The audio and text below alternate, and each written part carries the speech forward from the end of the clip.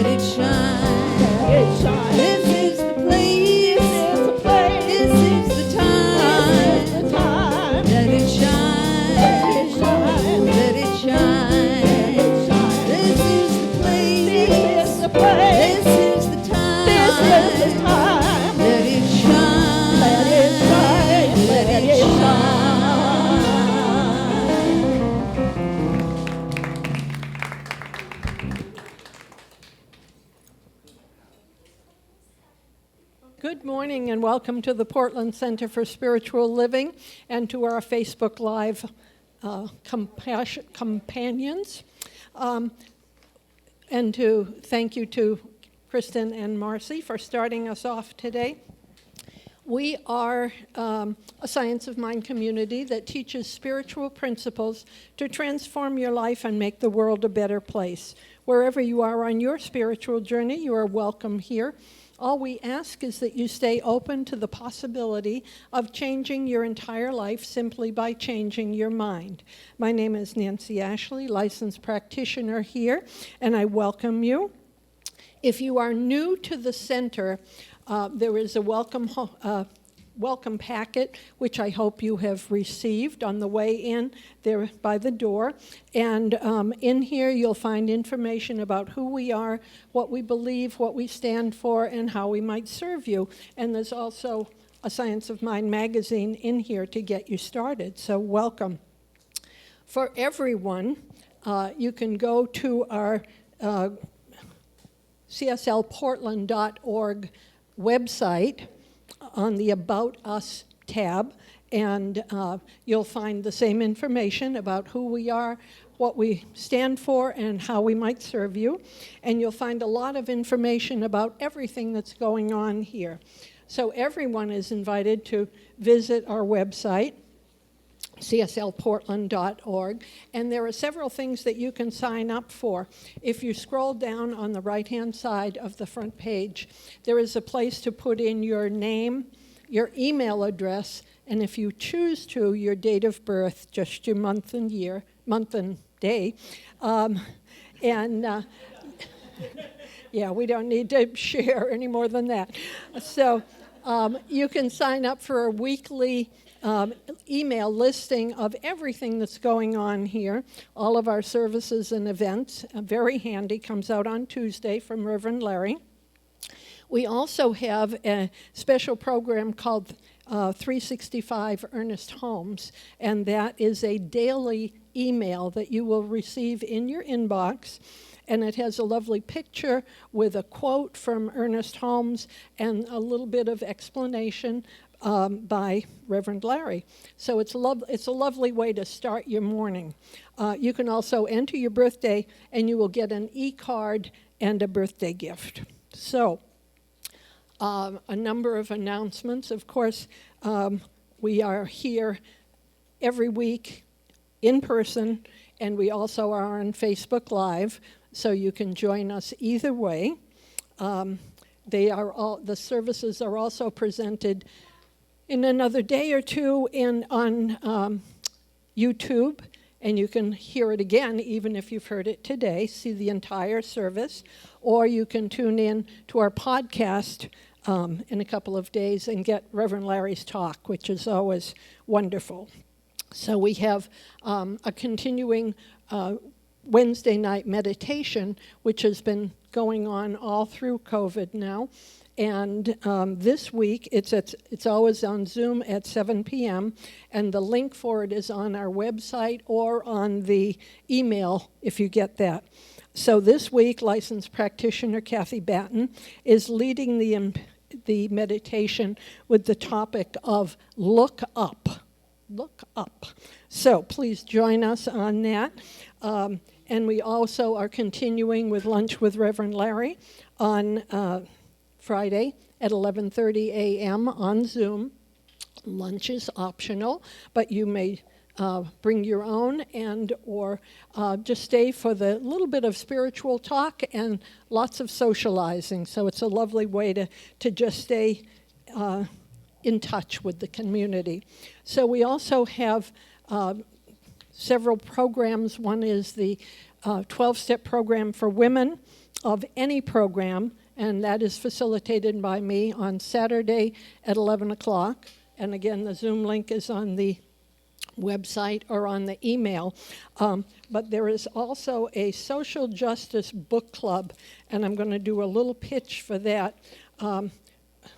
We meet on the first Saturday of each month.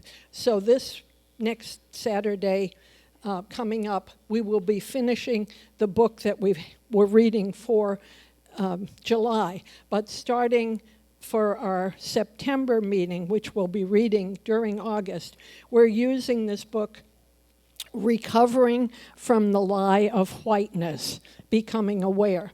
Now, some of you are familiar with Reverend David Alexander, formerly of the New Thought Center, and he was the sort of initiator of this, and then he found Andrea Travers, who had done a lot of work on this. So the book is what we will be using for the next 4 months, September, October, November, December. It's based on a 12-step model. So we'll be doing 3 steps at a time, and the 12 steps of AA, which many of you are familiar with, are reworded to specifically address the issue of racism and whiteness. So the good news is that there are currently 5 copies, free copies, in the bookstore on the social justice bookcase. So they're there, and we invite you to join us to, take the book, start working through it, and we will be meeting the first Saturday in September and going through the first 3 steps of this. So please consider joining us for this. The book club has been in existence now. We're in our 5th year and doing some remarkable work. So I really encourage anybody that has any feelings about this at all to go ahead and grab a book. There'll be 5 there today and 5 more coming. Amazon hasn't delivered them yet, but they're coming. So please consider joining us for that. You may be aware that today is our picnic. And although it's hot out there, we do have an area that has lots of shade also. If you don't know where we're meeting, the address, there are some of these on the back table. The address is at Peninsula Park, and it's 700 North Rosa Parks Way. So please join us. Just come, we're going to have some cool watermelon and things to keep us cool while we're there. So please consider that. Let's see what else we have going on. It's still warm out there, but we're going to make it. So we have 2 divine dining programs coming up soon, and the information about that is in your program. There are 2 dinners that are being provided, so please sign up for either or both of those.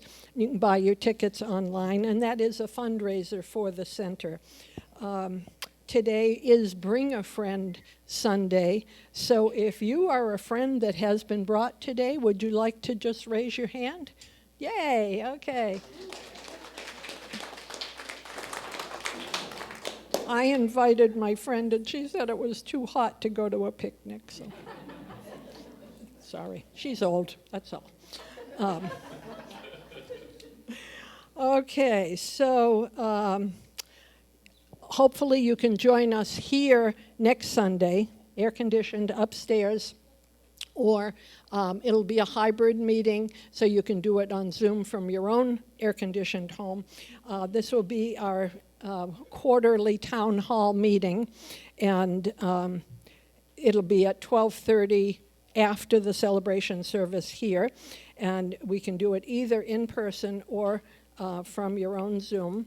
And it's a program update to give you financial update and what's going on here, so just to keep everybody in touch. So we have several virtual workshops coming up. Again, one of these is provided by myself and practitioner emerita Kate Barrett, and it's called Cosmic Prayer. And basically what it comes down to is my heart's translation of the Lord's Prayer. So we are introducing the Aramaic version, which is quite different than the Lord's Prayer that we usually are familiar with. And it is a way of expanding our understanding of what the prayer might be and how we can use it for our own edification. So let's see what else we have. Our special music today is by our own Jim Solberg. Yay! I had pictured him up here with his big one, but he has a new one instead, new little one, and it's always wonderful. So thank you, Jim. And is it still pretty big? Okay. And of course, thanks to our Friends Band. So our message today is by Reverend Larry, The Cause of It All. The cause and the effect. Okay, so sit back and relax, because we know that somewhere between the music, the meditation, and the message is exactly what your heart came to receive.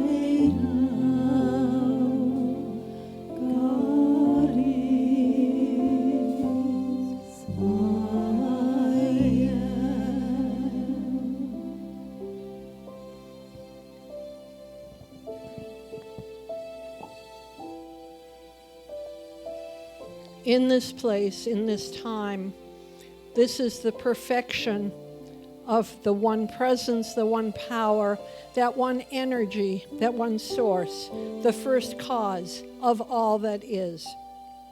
There is only this one entity, this one essence that I call God or Spirit or Divine Feminine or Wisdom. It doesn't matter what we call it, but there is only one, and it is everywhere present. It is in, through, and as everything, every person, every place, everything. We are all united in this. And so knowing that I am a divine expression of this oneness, I know that all of the qualities of God are fully present in me, as me, through me, flowing through, available all the time. And as this is true for me, I know it's true for every person here and in the sound of my voice. And so I know that we are each using the law of cause and effect always, whether we choose to or remember to or not, that we are always, as we speak, as we think, as we act, we are activating Spirit within us and around us, and that we get to choose. So I choose to be the expression of love and service. I choose to be the cause of friendship and love, of being present, of being the highest and best that is possible for me. And I know that each one of us is at cause for the highest and best for each person, that we get to choose. And we need to remember that whatever we are thinking and claiming for ourselves goes out into the oneness, that wholeness of Spirit, and is manifesting in our lives, in our world, by virtue of the law of cause and effect. And it is always present. And so I know that as I choose to use the cause of claiming love and service, I know that that manifests in my life as more experiences available for me at any time.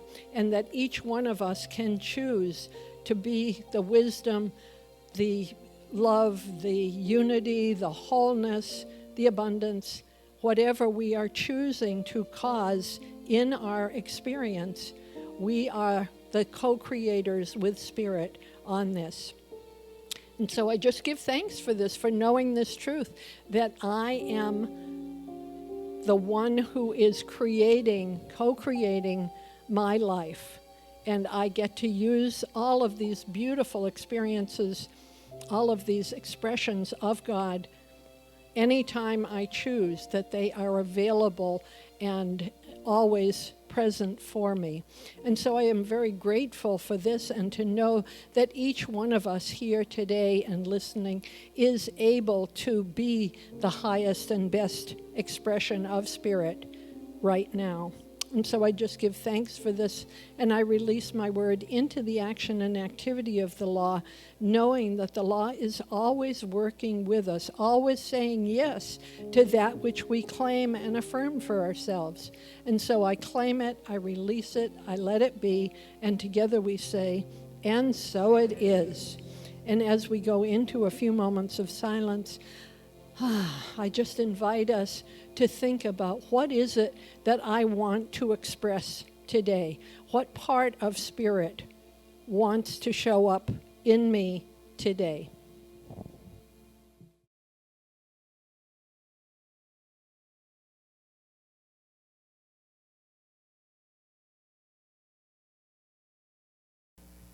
Good morning. Welcome back.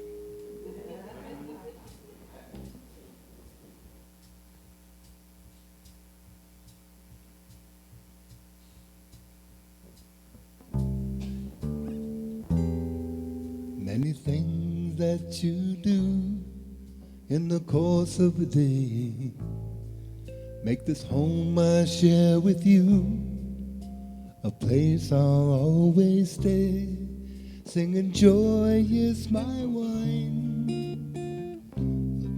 is my food, sweet gratitude, the air I breathe. Joy is my wine, love is my food, sweet gratitude, the air I breathe. This fine, restless feeling that makes it hard to sleep got me staring at the ceiling, count my blessings instead of sheep. Singing joy is my wine, love is my food, sweet gratitude, the air I breathe. Joy is my wine, love is my food, sweet gratitude, the air I breathe. Some days wish I could slow down this crazy merry-go-round. Mostly suits me fine, having nights to do. One day, guess I'll retire, sit by the fire, and sing old songs like Mother with you.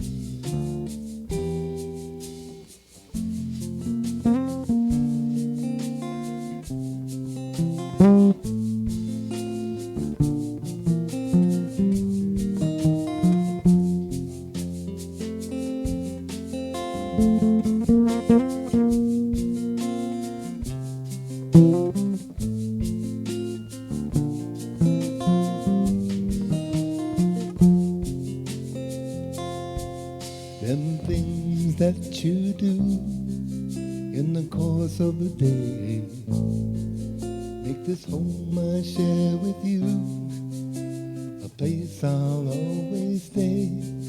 Singing joy is my wine, love is my food, sweet gratitude, the air I breathe. Joy is my wine, love is my food, sweet gratitude, the air I breathe.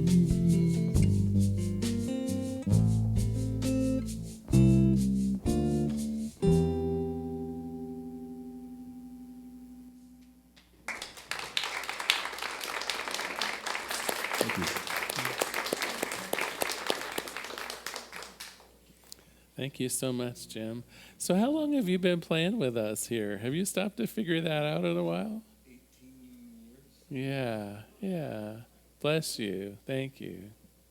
I said a couple hours, but that's not. Welcome, everyone. So glad you're here today. For those of you who've been here earlier this month, you know we're working through Ernest Holmes' book, How to Use the Science of Mind. And I think I can probably catch you up in like 1 minute.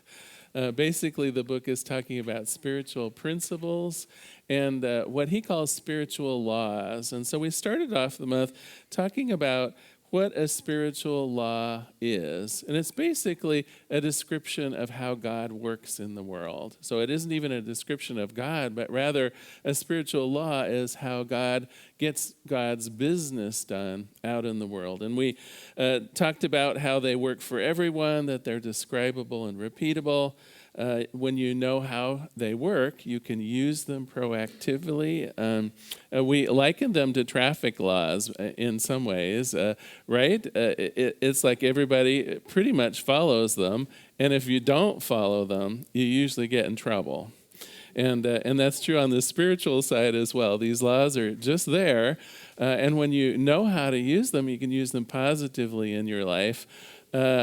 Not knowing them, though, is no excuse, right? You'll still get the traffic ticket even if you didn't know that you could make a certain kind of turn or something like that. Spiritual laws work the same way. Well, we're going to finish up our study of this book today. It's the end of the month. And we're going to finish up with the spiritual law called the law of cause and effect. It's a real simple one, but it's also a little bit on the cerebral side. So I'll explain it. But I think examples will help us get a more heartfelt sense of how it works and how we might use it.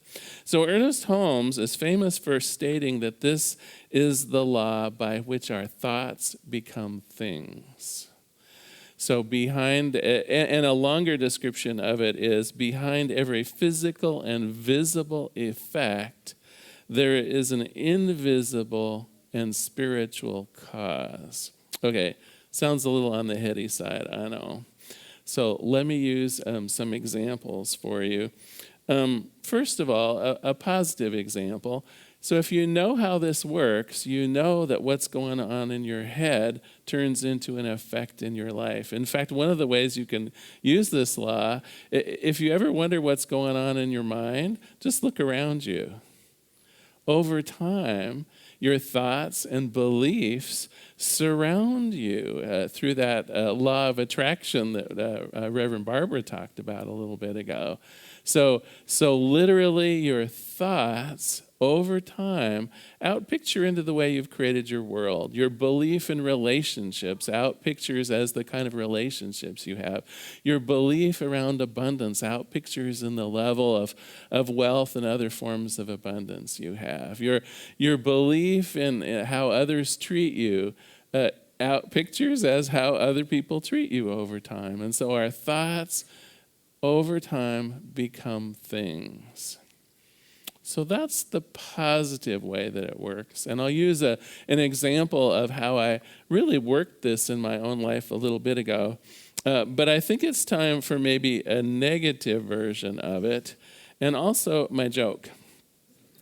So 2 college professors joined a hunting camp in Maine. As they entered their cabin, they noticed an unusual stove. It was set on posts about 4 feet high above the floor. The professors decided to test their understanding of the law of cause and effect to figure out the arrangement of the stove. Well, said one, this man has discovered that heat emanating from the stove strikes the roof and bounces back into the tent. So the cause is how radiant heat works, and the effect is we had to raise the stove up so that it works better.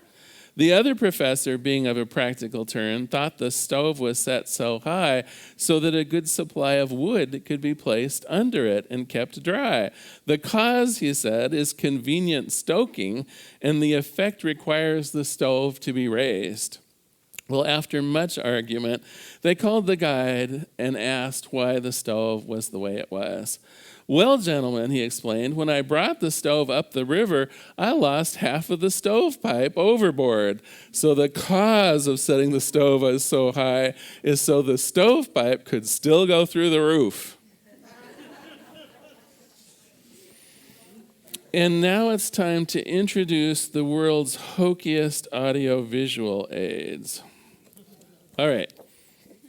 So a simple diagram, a simple circular diagram with cause on the top and the effect at the bottom.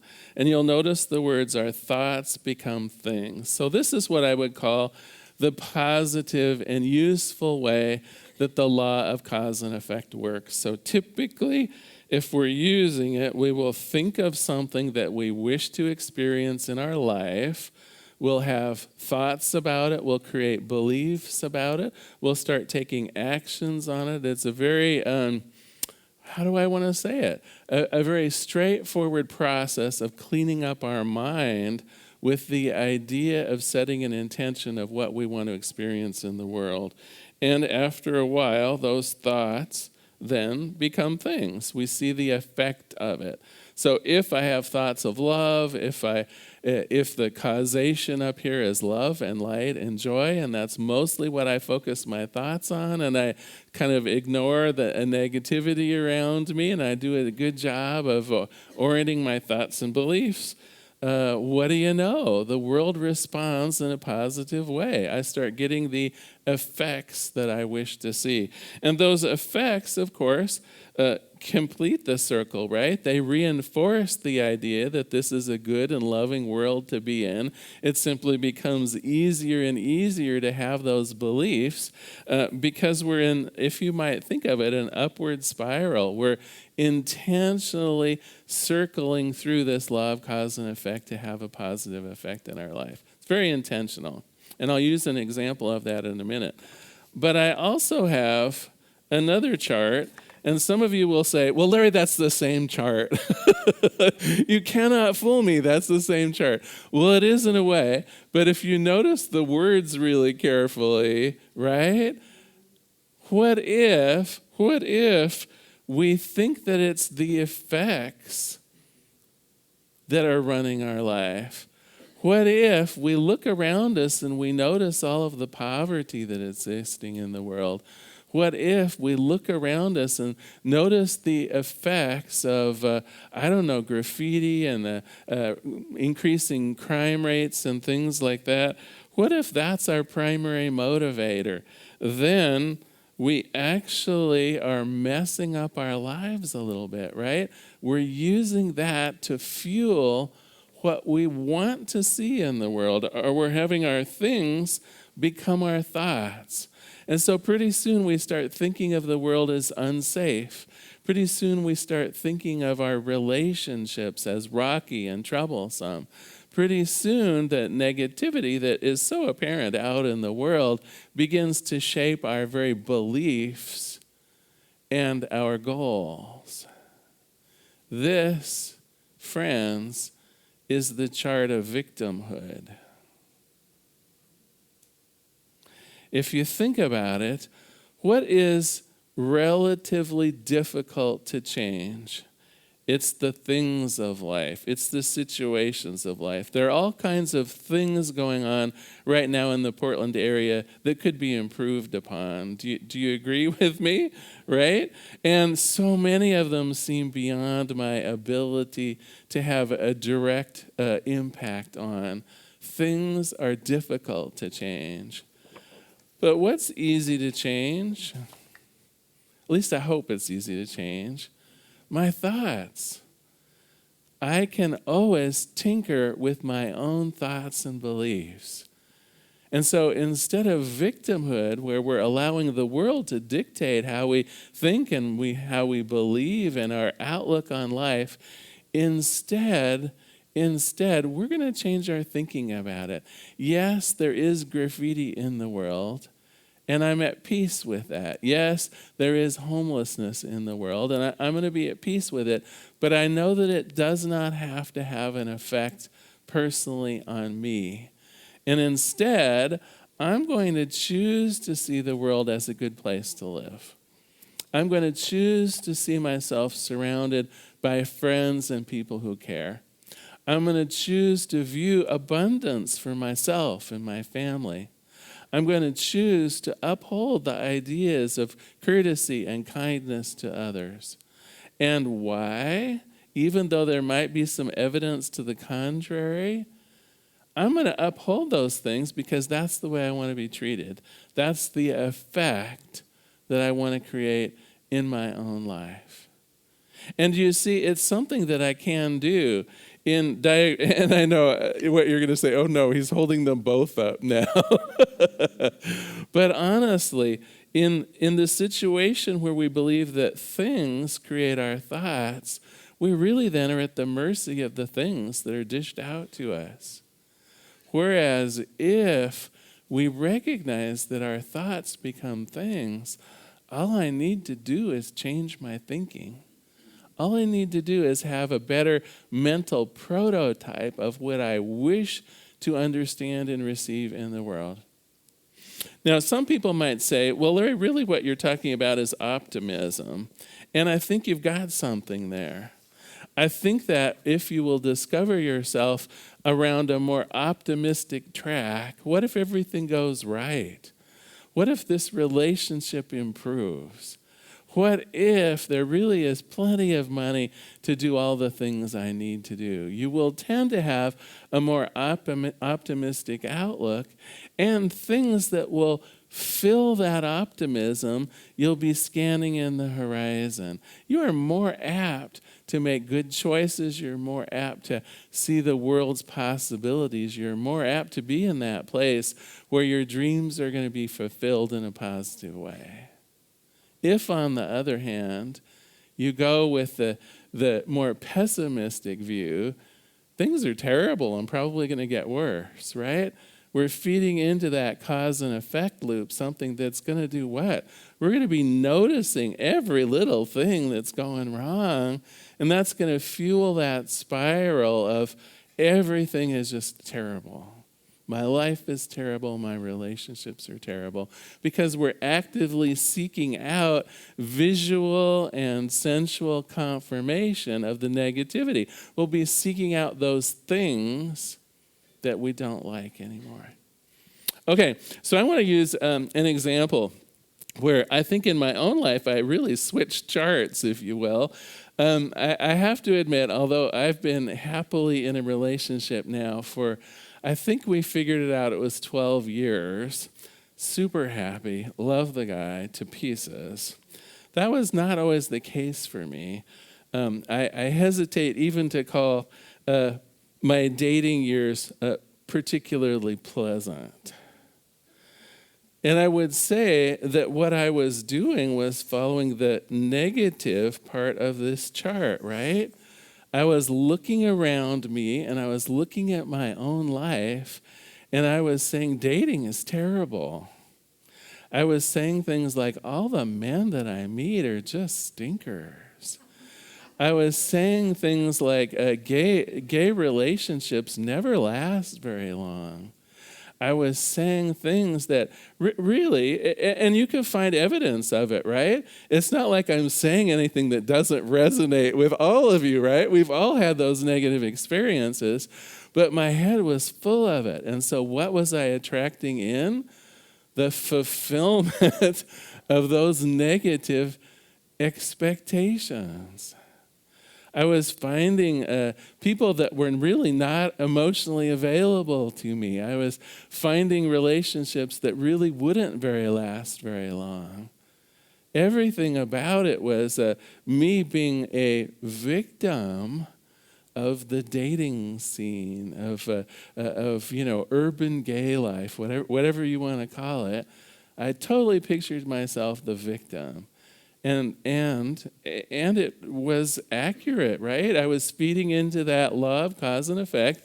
And so I was getting some just terrible dates. I still remember the one gentleman that I met at a charity fundraiser, and he seemed so interesting, so happy-go-lucky. And so I went out with, I think, 3 dates with him. Every single time, he talked mostly about his ex. and at least twice while he was doing that, he cried during dinner. Right? That was like typical of what I was drawing in because of my belief system.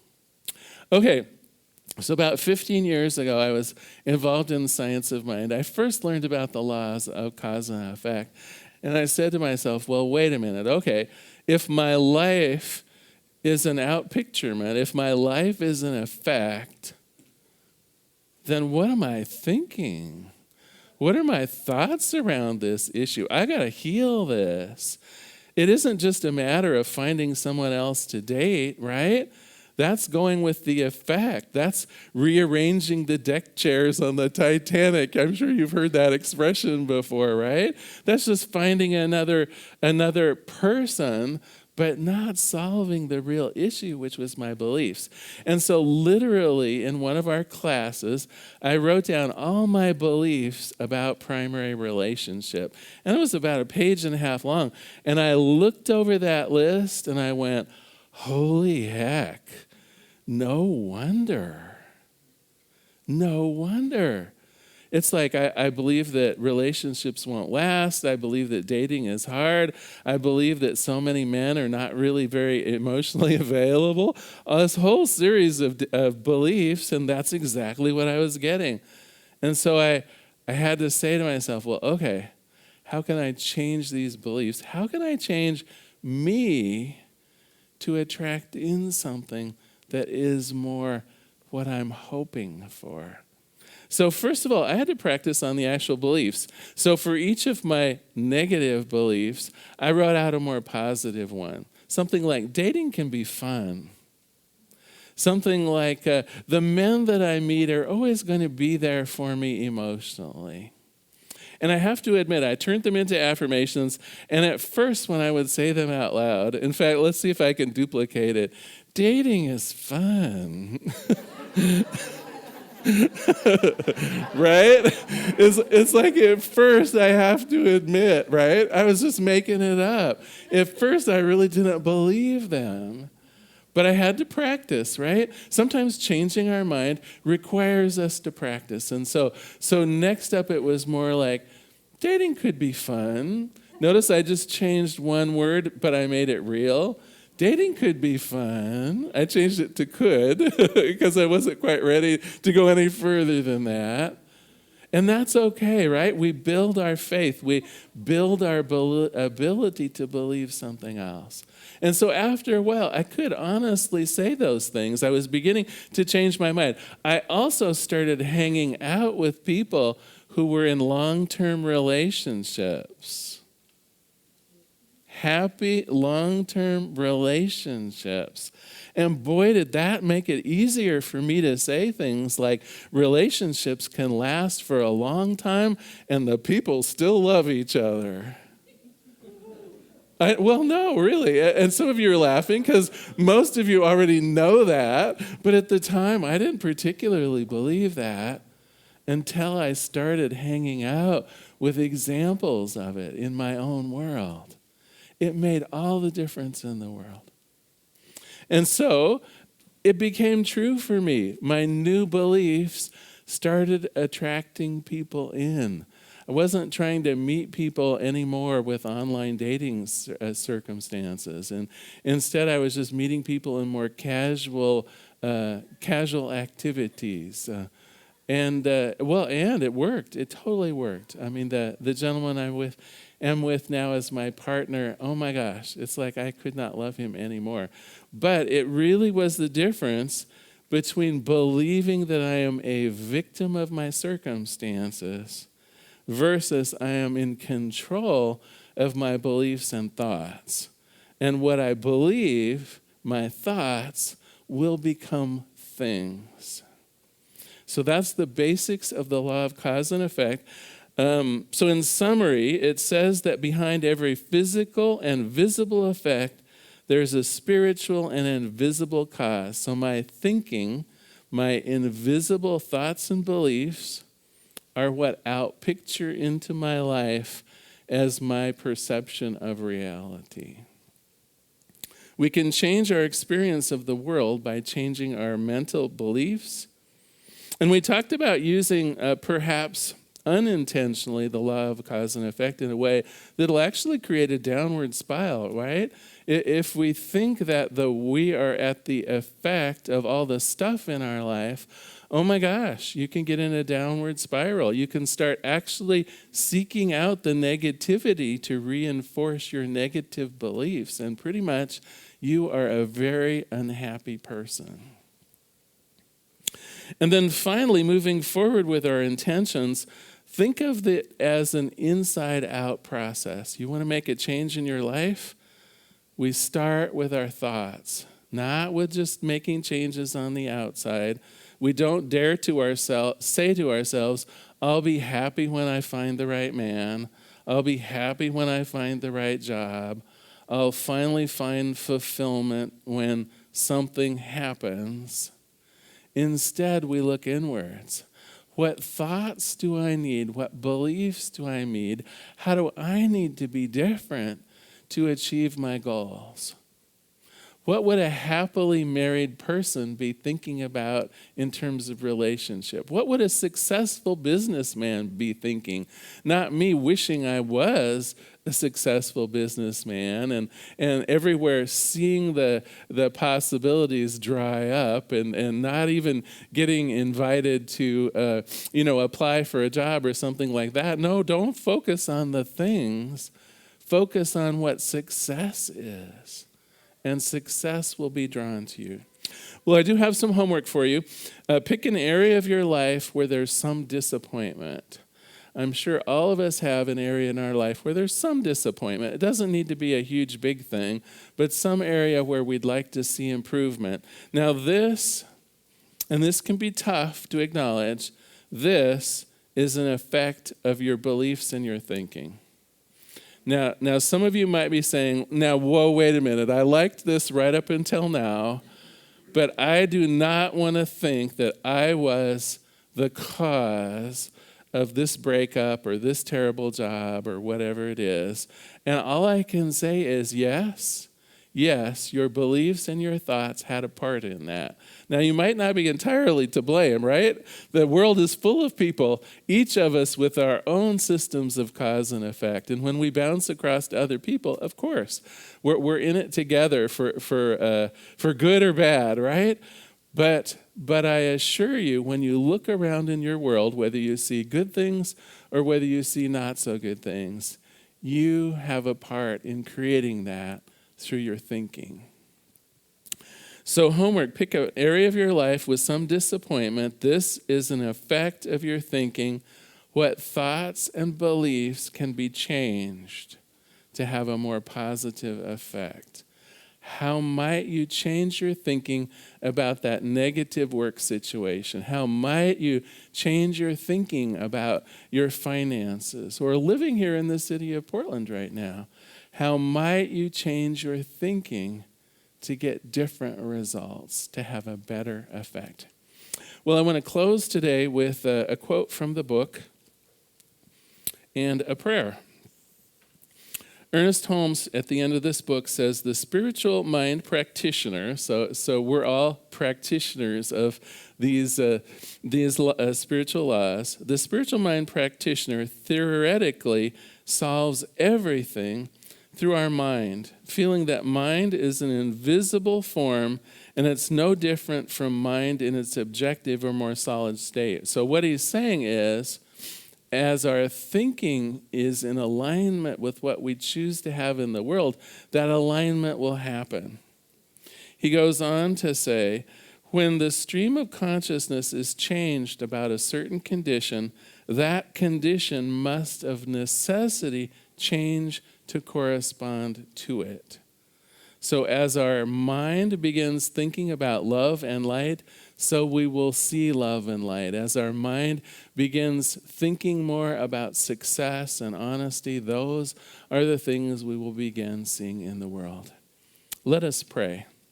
There is one power, one presence, one life, one goodness. There's only this one thing. I call it Spirit. Goes by many names. It doesn't care, but it is all immersive. It is everywhere present. And what I know about this thing is that we can use it, that it is here to act upon our intentions, our thoughts, our wisdom, our desires. It is here to create that effect based on the causality of our own thinking, our own desires, our own beliefs. And so I know on this day, we each have that ability to be proactive, to begin plugging our mind filled with the things that we wish to see rather than the things that we're afraid of.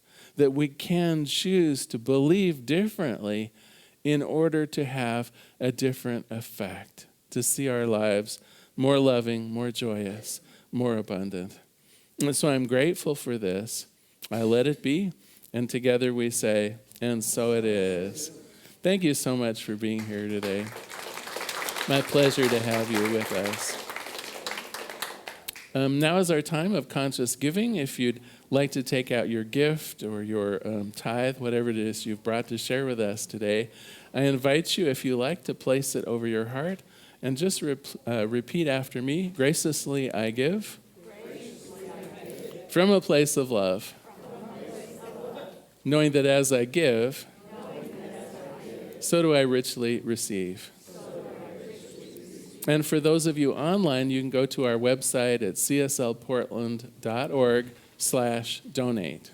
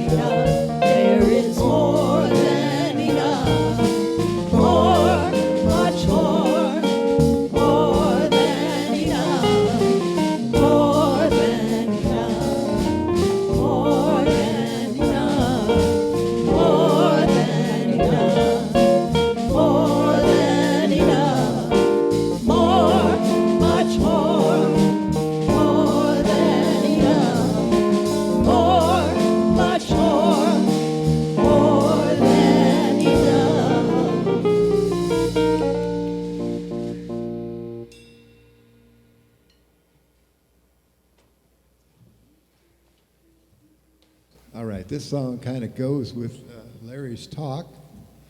Go figure. When you start your day with love, that's what you're going to get. You start it with peace, that's what you're going to get. Joy is the same way. So you start your day with those things, and before you know it, that's what you'll end up with, right? All right, here's a tune from Karen Drucker. I'm going to start this song in tune. Okay. We got Don Schultz on the cajon drum, which is kind of cool. There it is. What you do with that box?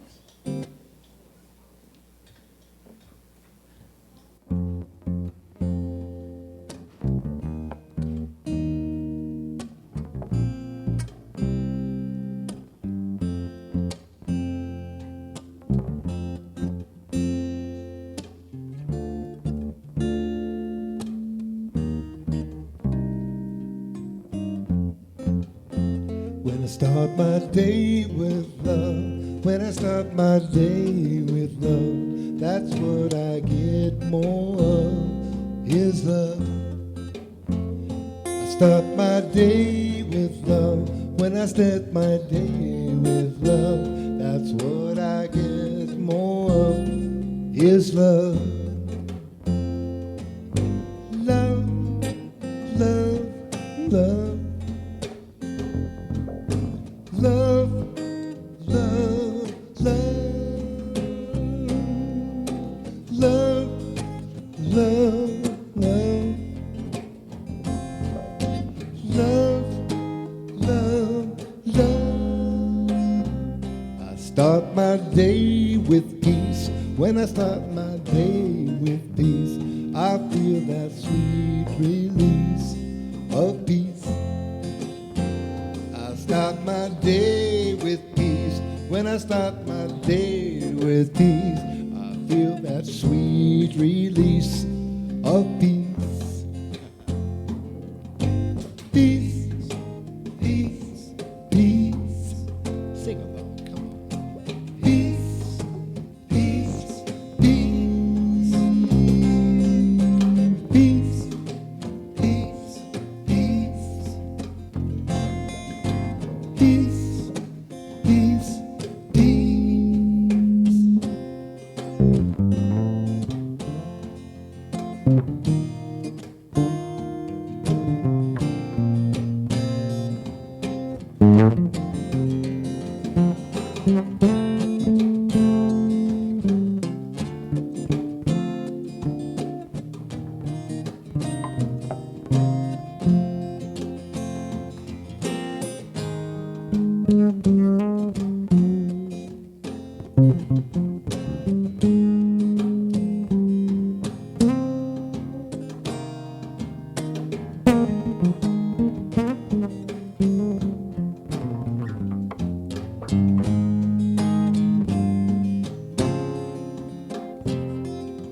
Start my day with joy. Start my day with joy. Everything I do is infused with joy. I start my day with joy. I start my day with joy. Everything I do is infused with joy. Joy, joy, joy. Joy, joy, joy. Joy, joy, joy. Joy, joy, joy.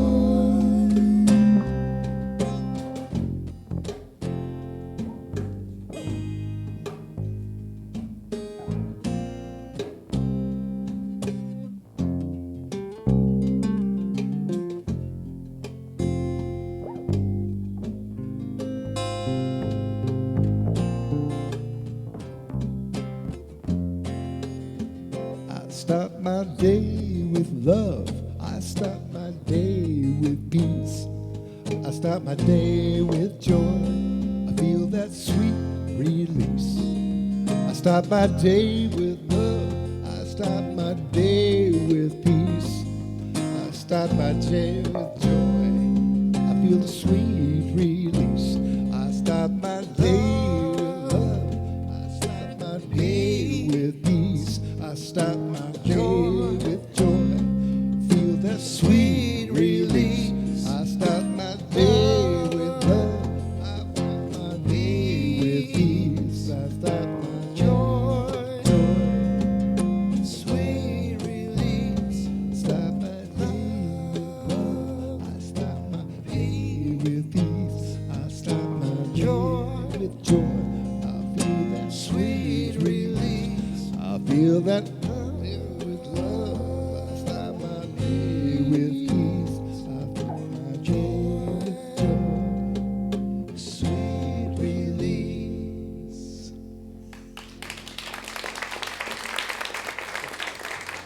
Thank you. Ted Brewer on the Don Schultz on the Thank you so Thank you so much. Yeah, come on up, Deb. Do the blessing. On behalf of the Portland Center for Spiritual Living, I receive these gifts with great love. I know that our vision of a world that works for everyone, our mission of personal empowerment, I know that as we pay our bills, as we make gifts to other nonprofits, this circle of love expands in the world. I let it be, and so it is. So just a couple quick reminders. We are going to be moving on to Rosa Parks, the park over here, Peninsula Park. So head out on MLK, make a left turn to Rosa Parks. It's only about 10 blocks up there. And we are in the northwest corner of the park. So it's real easy to find. We're right in between the bathroom and the kids' water feature area, which is like the perfect place. It's under it's completely shaded, and we'll have a lovely time there. I do want to also remind people, though, about our prayer support. If something going on in your life where you would like prayer support, we're here for you. Online, you can fill out one of our prayer request forms at the bottom of every of our web pages. There's a little link to fill out a prayer request. Here in the sanctuary, back there by Sandy, one of our licensed practitioners, you can fill out a little card and put it in the box. Either way, we'll pray for you throughout the week, and it's our honor to do that. For now, though, I think it's time to move out into the world, and let's finish up with a benediction. If you'd like to stand, you can choose to repeat after me if you like. Something wonderful is flowing through me right now.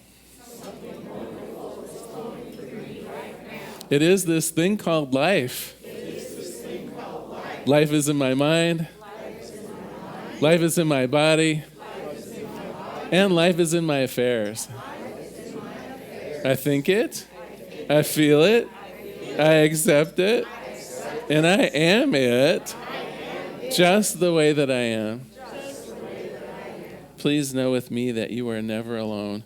If at any time during the day or night, if forgetfulness creeps upon you, I invite you to go within. On that altar of the Most High, recognize you are loved. In gratitude for this certainty, I let it be, and so it is. We'll close with Blessed Always in your green sheet.